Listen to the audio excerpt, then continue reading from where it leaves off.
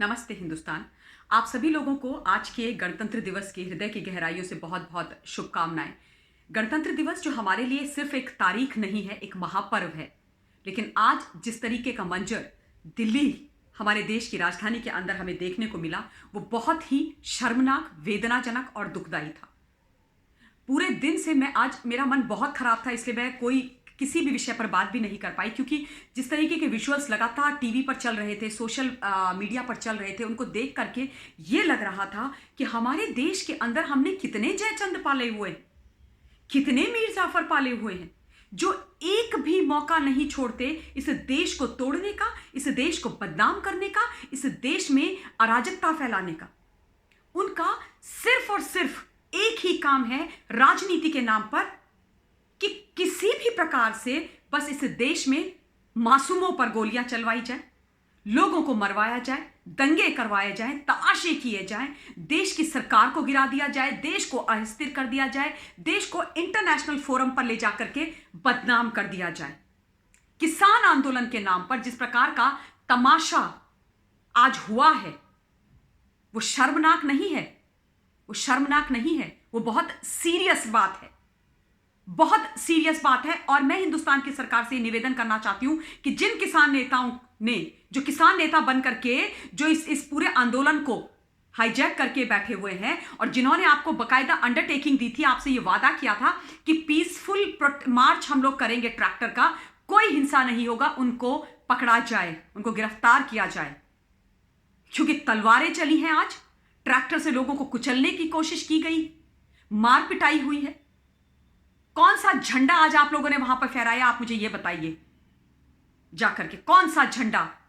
तिरंगे का अपमान, वो तिरंगा जिसके लिए हमारे देश के स्वतंत्रता संग्राम सेनानियों ने सुप्रीम सैक्रिफाइस कर दिया, वो तिरंगा जिसके आन बान और शान की सुरक्षा में हमारे देश का जवान हमेशा 24/7 अपने जीवन को अपने हथेली में रख करके सरहदों पर एक्सट्रीम कंडीशंस में, वेदर में तैनात रहते हैं अपने परिवारों को छोड़ करके।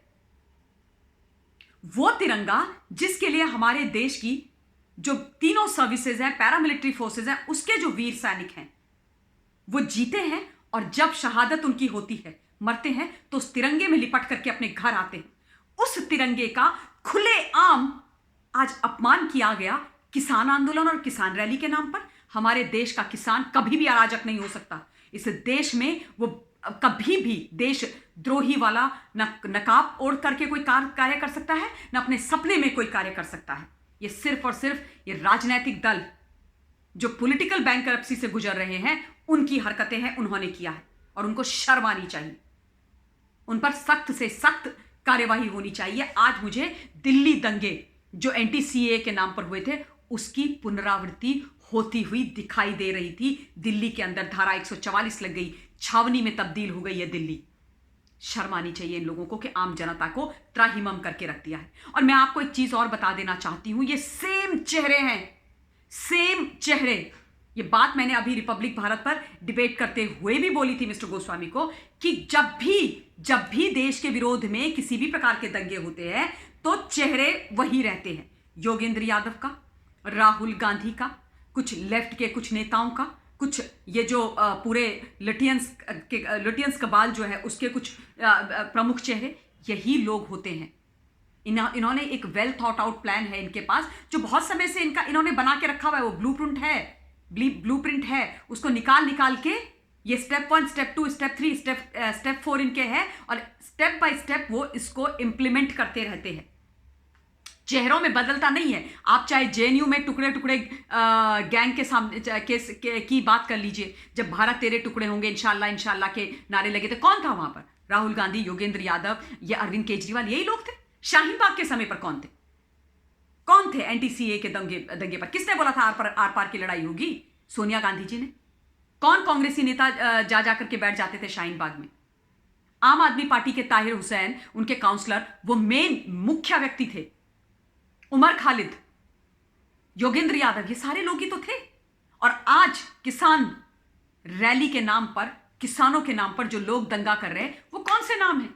यही तो सारे नाम हैं। Mister Yogendra Yadav, mister Rahul Gandhi, Mrs Priyanka Gandhi Vadra, mister Arvind Kejriwal. कोई फर्क है क्या? और यही वो लोग हैं जो रिपब्लिक के भी पीछे पड़े हुए हैं।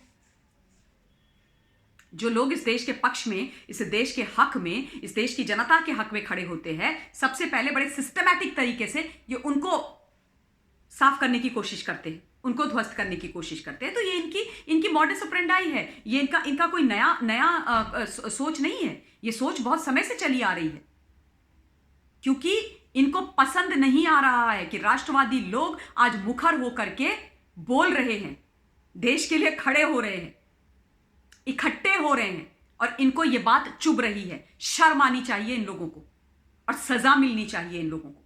इनकी सजा और इनकी अकाउंटेबिलिटी दोनों फिक्स होनी चाहिए।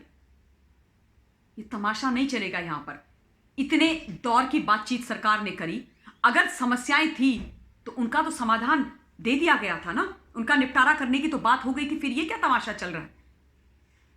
क्या तमाशा चल रहा है? आप उन लोगों के पीछे पहले पड़ोगे, बड़े बड़े सिस्टमैटिक तरीके से, जो इस देश के पक्ष में खड़े होते हैं, एंड वही आप लोग कर रहे हो, वही आप लोग कर रहे हो। आपको यह लगता है कि हम लोगों को समझ में चीजें नहीं आती हैं, तो भैया आप लोगों की अकल में पत्थर पड़े हुए हैं देश के विरोध में, हमारे नहीं पड़े हुए हैं। हमारा दिल और दिमाग बिल्कुल जगह पर है, और हमारी विचारधारा बिल्कुल सही है, और जो खेल आप लोग कर रहे हो ना, वो हमें दिखता है। और मैं ये निवेदन करना चाहती हूं आप सब लोगों से, हिंदुस्तान की जनता से, कि ये नकाबपोश लोग जो घुसे हुए हैं हमारे बीच में, जो इस देश में डिवाइड एंड रूल का जो ये खेल है, ये राजनीति है, ये आज से नहीं करते आ रहे हैं, न जाने कब से करते आ रहे हैं।